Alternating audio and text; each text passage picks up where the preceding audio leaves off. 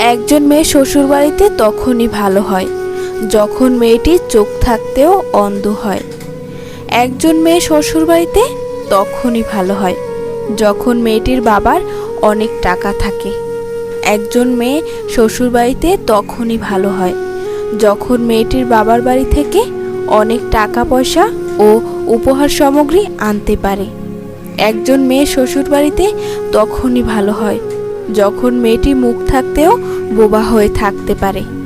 একজন মেয়ে শ্বশুরবাড়িতে তখনই ভালো হয় যখন মেয়েটি হাজার অপমান সহ্য করে থাকতে পারে। একজন মেয়ে শ্বশুরবাড়িতে তখনই ভালো হয় যখন মেয়েটির ভালো লাগা খারাপ লাগা বলে কিছু থাকে না।